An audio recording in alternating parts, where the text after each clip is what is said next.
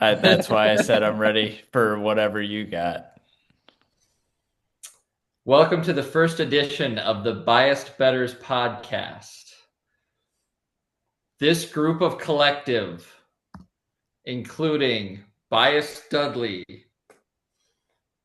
Biased CJ, The BB Biased guns. Rams AG, Biased HJ, Biased Double G, and Biased PGZ, are six of the greatest gambling minds you will ever find. Follow us to success this year. We're going to start the podcast with Bias Dudley, who is an expert on the 7 teams on the screen right now. As you can tell, Bias Dudley is really into the Big 12 and has God's things he conference. wants to talk about from week 0 in college football. Take it away, Dudley. Okay, first things first, we're going to hop into a little bit of a Farmageddon recap. So I had 2-3 locks last week. We went with a parlay of the Kansas Jayhawks and Kansas State Wildcats to get wins. Obviously, that did not happen. I'm fine with that.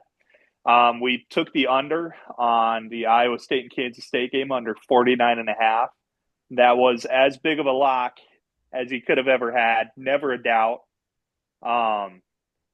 Never a doubt at all. That was the longest 6 inches I've ever seen in my life that he was short of that goal line. I was never worried about it. And then we took a little bit of a vibe play with Kansas playing Kurt Warner's kid in Fresno State. And I can safely say after watching that Kansas game, Kansas is the best football team in college right now that I've watched so far.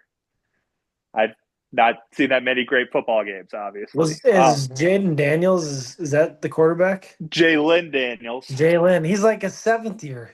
He is everything that a Kansas State fan wants you to think Avery Johnson is. Well, he is the best quarterback in the Big 12 right now, in my opinion. If he could stay healthy, and that'll probably never happen. Yeah, and who's his running mate? Who's the running back? Where did he start his college career? Highshaw's been around for a while with Kansas. He just kept getting overshadowed by the Neal kid from Lawrence. But Highshaw's been around for a while. He was on some terrible, terrible Kansas teams. I could want to say he's a fifth-year senior as well. Who's the former Hawkeye? Don't they have a former Hawkeye on Kansas? They had somebody. Let me pull up a little bit of a box score action. Who's their coach now? It's still Leipold, so the Wisconsin Whitewater genius. Championships there. And then he went to Buffalo, won some MAC Conference of Championships there too.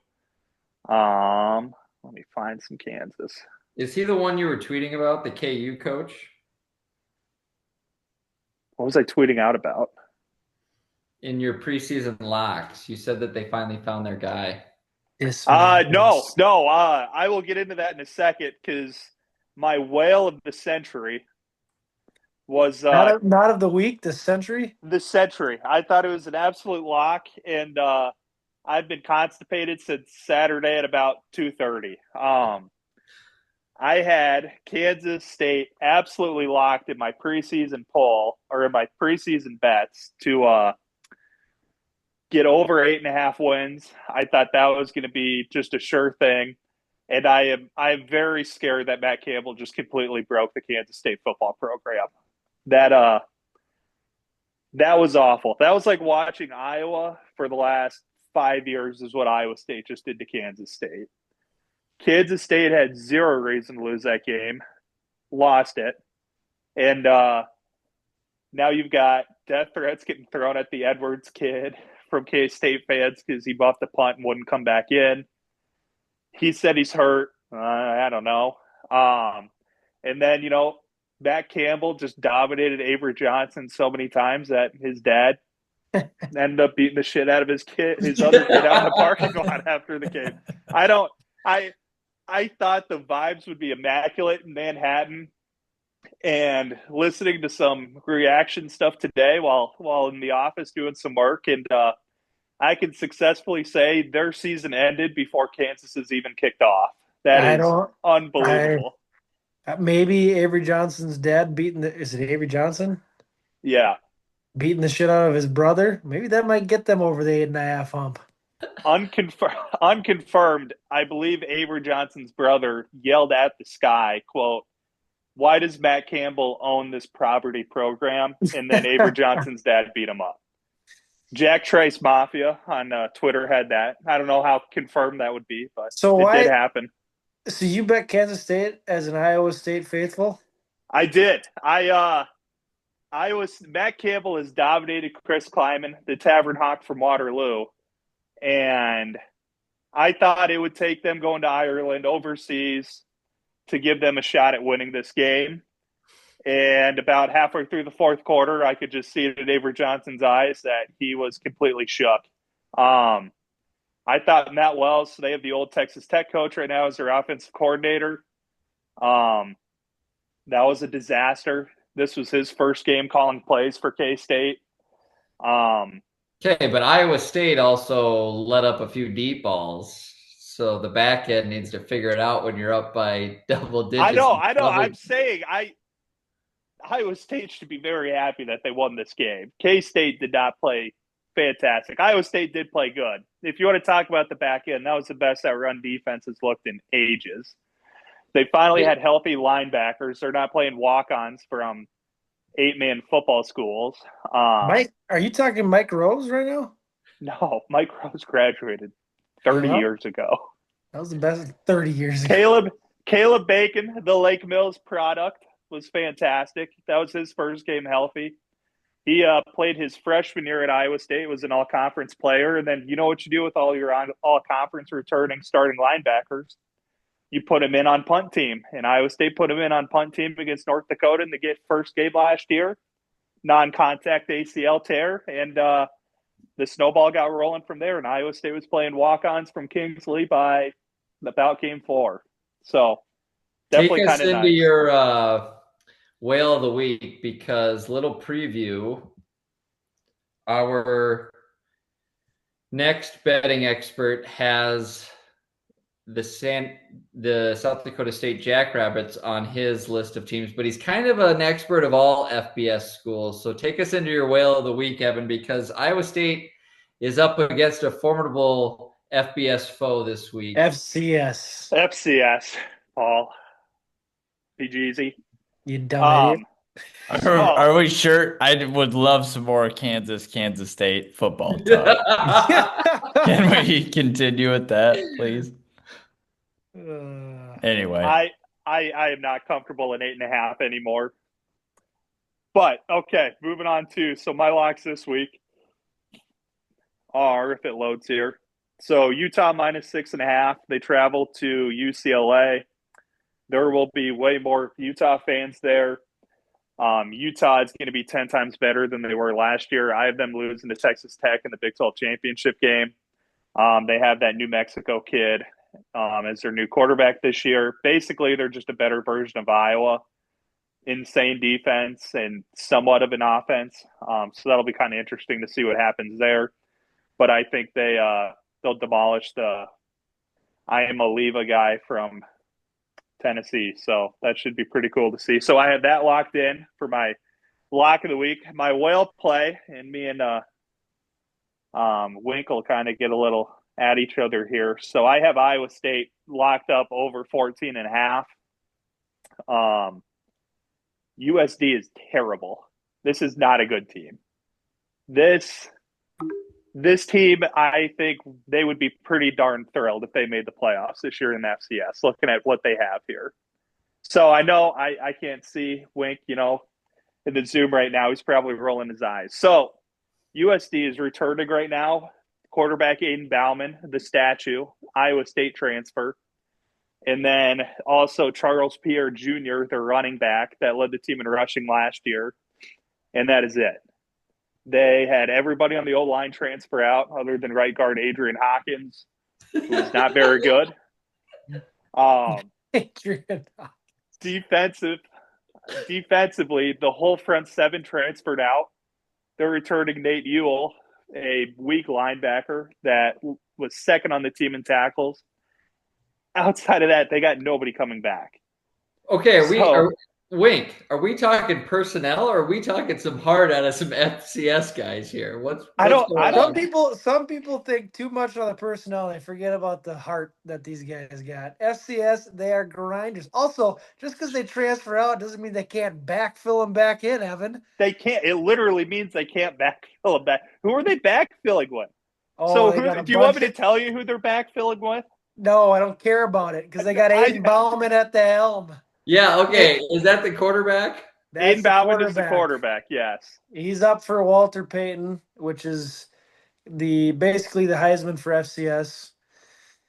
How many other people are on that list? 50.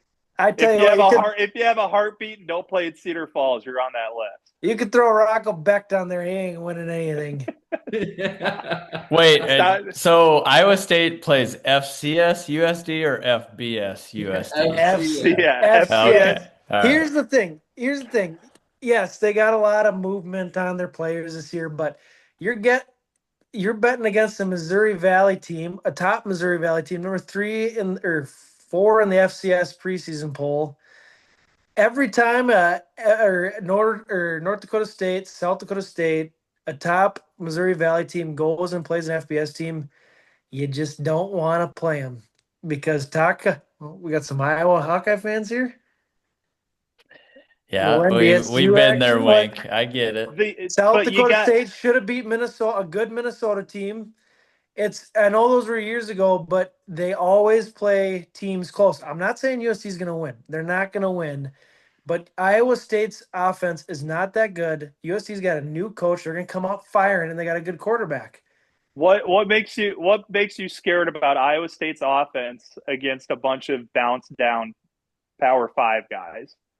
Guys that couldn't make the roster at Lamar, a third string D tackle from Iowa, another third string D tackle from Iowa.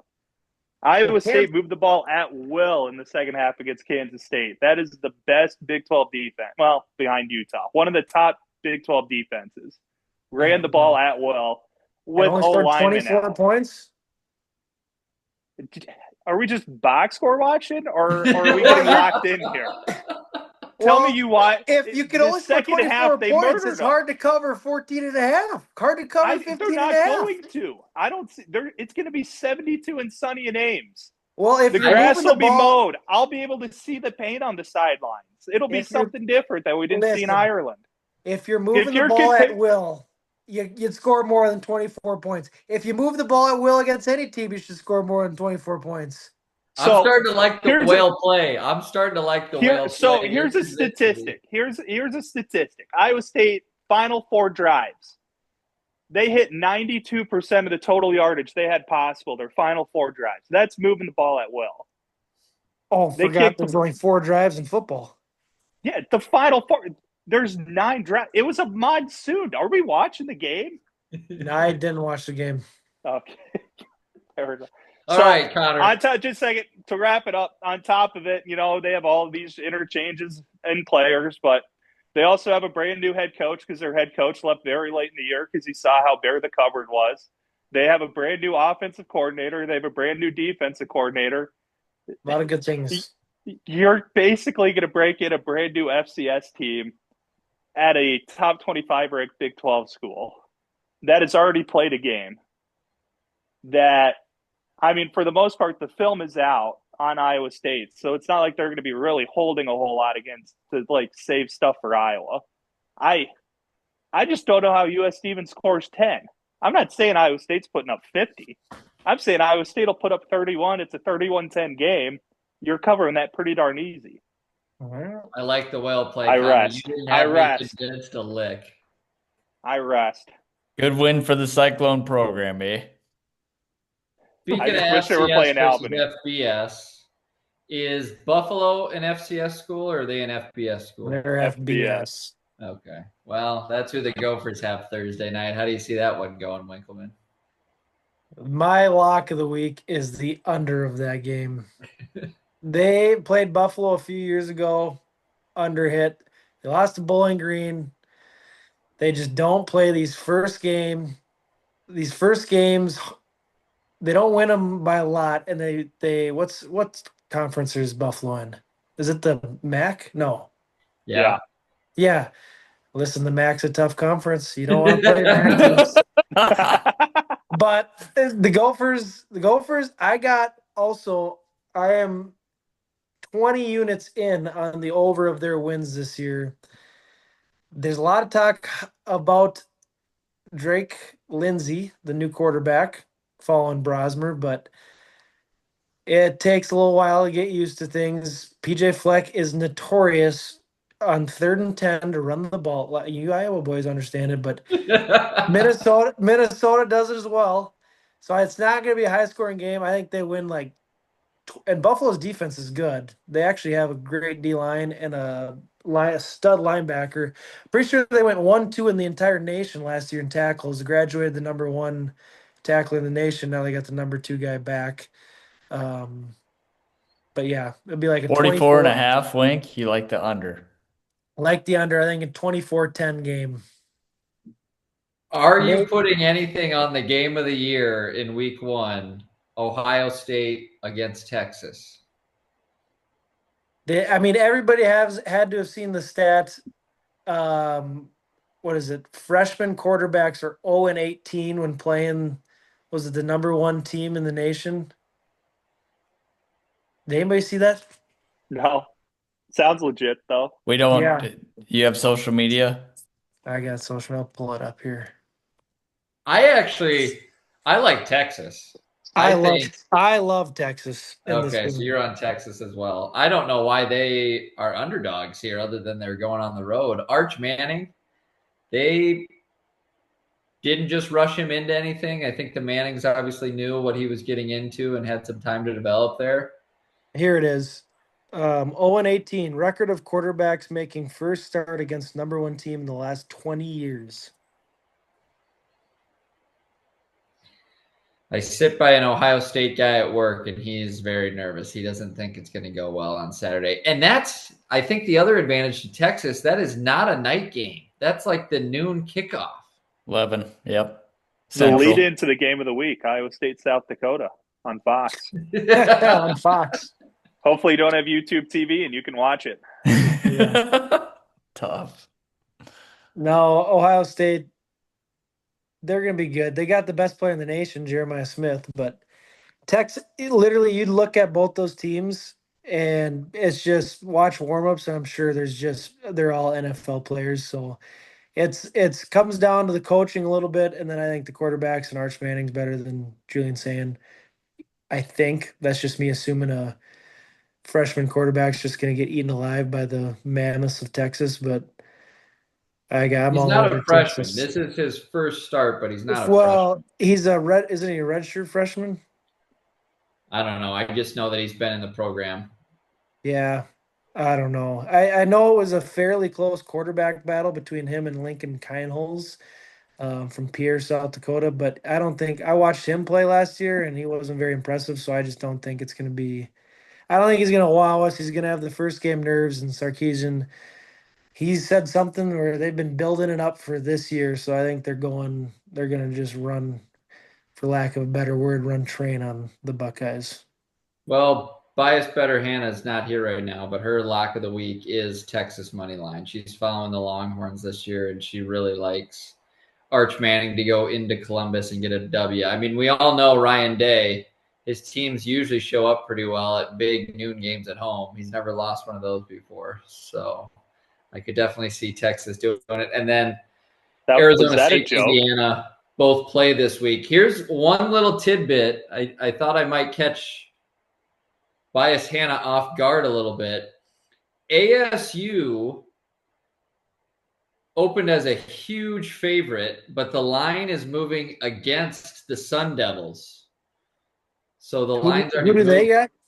The line has moved 3 or 4 points. I can't remember exactly who they're playing, but that caught my eye this week just because I assume they're going to be pretty good coming off a Big 12 championship. They opened as like 24-point favorites, and it's down to either 19 or 20 at this point.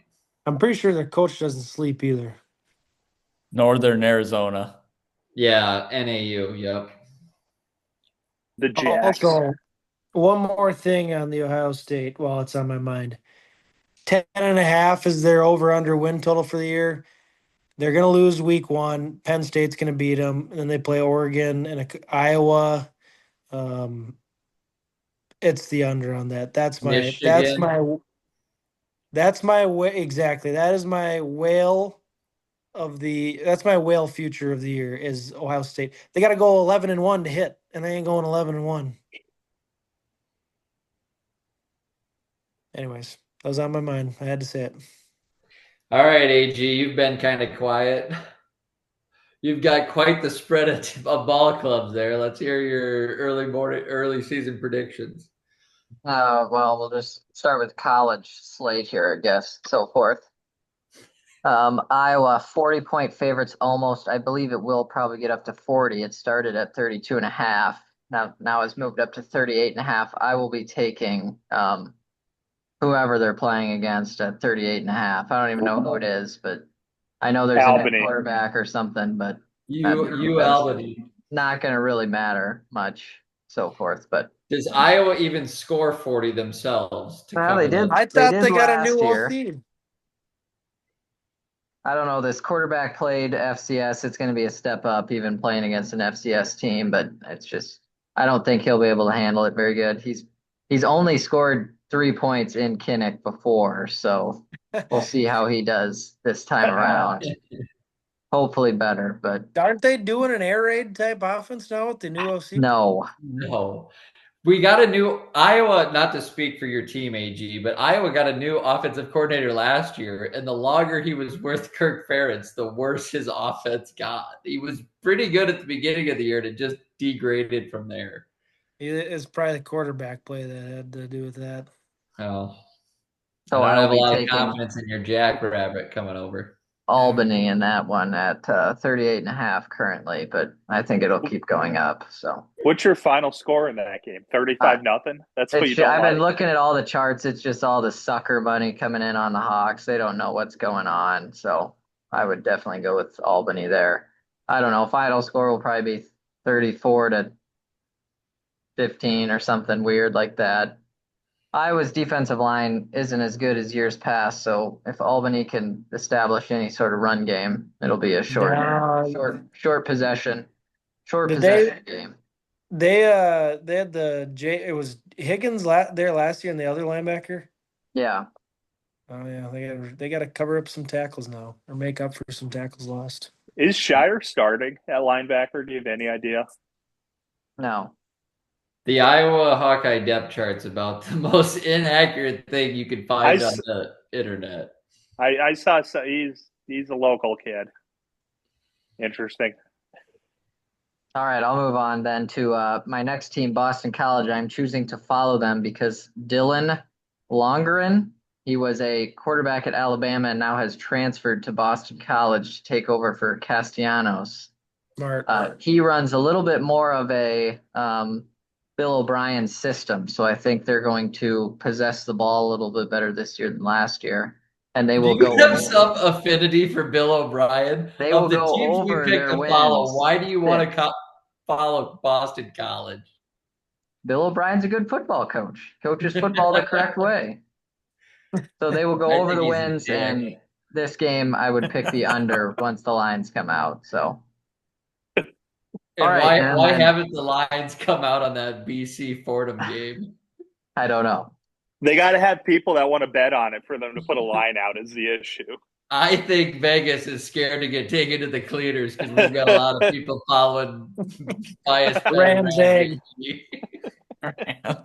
Our local Boston College expert. Nobody knows any better. Will you be the only person in the great Commonwealth of Iowa watching that game? If it's on TV, probably. I don't think it will be, but that sounds like a CW special on the ACC network. Yeah. I think it's on ACC Plus, which I don't think is Bias Bettors buying us a subscription for that, or that's an ESPN Plus. That's an add-on. Whatever you need, put it on the tab. All right, and then the last game, the nightcap, 10 p.m. Central start time. So I'll probably be pretty lit up by this time, anyways. Got to take the over 54.5 in the Washington versus Colorado State game. Washington's quarterback He should have been playing last year. He is a true sophomore this year out of Chandler, Arizona. Demond William Jr. He is going to have a breakout season this year, second year in the program. Their wide receivers are pretty solid, and they actually did get a couple O-line commits and a four-star freshman who will start at guard. So their offensive line will be much improved from last year. But I'll take the over in this game, 54.5. It's always nice to have a West Coast team to fall back on when your morning of betting college football is going horribly wrong. Double G. Week 1, Notre Dame, Miami. This is the Sunday primetime game. Notre Dame in its last 6 times at Miami, 0-6 against the spread, 0-6 straight up. So I'm going to pick Miami plus 2.5. Marcus Freeman is a good coach. He's done well at Notre Dame, but tickets and money wise, Notre Dame's number 3 overall of college football. So that's something to stay away from.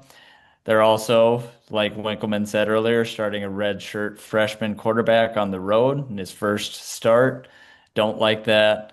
It's their only top 10 opponent on the schedule. Too much pressure. Wisconsin is another one of my teams. Over-under is 39.5. Big Ten college football. We're going to take the over, though, as Luke Fickell in his last 2 week 1 games at Whiskey has won 28-14 and 38-17. So Big Ten football is back, and the Notre Dame game is on Sunday of Labor Day weekend. Correct. It's going to be a hot one in Miami as well. I tend to agree with you on that Miami. I really like that Miami plus 2.5. It started at 1.5. It's now down to 2.5. So Also, 3-point there. I think people are just remembering short-term memory of Carson Beck trying to play with like a broken elbow. That dude's a stud. He'll light it up. If Cam Ward can light it up, he'll do just fine at Miami. Are we worried about if he's fully focused on the game? I know he's still nursing a breakup with one of the Cavender twins. Is he going to be locked in for this game, or is he going to be licking his wounds? I did some research on that too, and they did get fake tits too, so he might be battling. You did your research. Thank you for your service. Let's take that in consideration. He might not mentally be all there, so I might take back that Miami 2.5. My sources have told me too. There are a lot of other good-looking women in Miami for him to bounce back with. I didn't know that, but now I do. So there you go. A lot of Cougars, and I'm not talking about Washington State coming to town to play the Hurricanes. All right, we'll move on to mine. Yeah, please move on. I'm gonna lean on Dudley here just a little bit. So I tried to tune in to catch the second half of Hawaii's Week 0 matchup. Unfortunately, my local CBS station thought the pregame for the Cardinals' last preseason game, in which no starters for the Arizona Cardinals were playing, was more important than giving me some Hawaii Stanford action. Dudley, you said Hawaii looked absolutely terrible on Saturday, but still pulled off the win against a bad Stanford team. We might have been watching team 128 versus 129 play each other. That was unbelievable how terrible that looked. All came down to the YouTube kicker. And it came down to a YouTube. Hawaii's terrible. I think Arizona should bounce back. They'll be okay. I heard their quarterback's tiny, and it looks like he's like, even for a 5-yard slant, he's just putting his whole body into the throw. For all of those reasons, I'm on Arizona minus 14.5. I think that is a fantastic bet. Arizona's been mouthing off. They said that they could have beat a lot of beat writers from Arizona said that they could have beat up on K-State and Iowa State over the weekend. That is definitely a lie, but they are good enough to. Over wins for the week for the year only 6.5. Arizona? Yes. Yeah, Hawaii's terrible. They're going to kill Hawaii. That was awful. Just be thankful you had to watch fourth stringers for the Arizona Cardinals play instead of that. Is that a lock or a whale, or is that just a straight up bet? That's just a straight up bet. My actual lock of the week, This one I'm betting with my heart a little bit. So as Grady said, Notre Dame has a lot of tickets come in on them, heavy with the public. All these stupid Nebraska fans sending in tickets for them to cover a touchdown against Cincinnati at a neutral field. I just don't get it. Nebraska never beats anybody by that much. Now, the thing to consider is both of these teams finished their regular seasons last year horribly. So they're both quite motivated to hopefully get off to a better start. But I mean, I'm going back to the Big 12 expert, Dudley. You told me Cincinnati's a good play, and I believe you, but Cincinnati lost like their last 5 or 6 games straight in the Big 12 last year. They had a brutal schedule to finish out the year. They had to go to Iowa State. They had to go to Kansas State. They played Arizona State. It was brutal. So I would take that with a grain of salt. They're gonna be in year 2. Defensive coordinator Tyson Veit, former Iowa State linebackers coach, a product of John Heacock, the professor. This is going to be the second year of running the 3-3-5 at Cincinnati. They have a quarterback that's good enough to put up points against Nebraska, and I think they have a goofy enough defense. All that you have to do with Nebraska is be in this game at halftime, and the butts are going to clinch, and I think they're going to be fine. If Sorsby can run the ball for Cincinnati, they're going to be in really good shape. No. So we talked about yours a little bit. You like Texas this week. Any reasons why? Yeah, I mean, I like Texas money line. That's what I'm going to go on. I believe in Arch Manning this year for sure. I'm believing in the hype. I know Connor is too. They've retained a ton of their defense, the Texas Longhorns have, and they've added a bunch too. I mean, the only thing you really have to look out for Ohio State, I feel like, is their receivers. But if Texas has that good of a defense, I think they'll lock it up. Most people are saying that this could be the biggest blowout of a 1-2 seed. So here's our plays coming at you on this Tuesday recorded podcast. More will come throughout the week. Connor gave a few, I know he comes unprepared and he's just shooting from the hip. So we'll see when he actually submits picks at the end of the week, what it comes up as. But follow us this year. We will be tracking our record. We're not those bogus, Rico and the Barstool guys that just tweet every game under the sun and probably have a terrible record. We come with it, whether it's good or bad. I have a feeling mine will be good. I can't speak for the other 5 people on my team, but thanks for tuning in, and we'll catch you next week.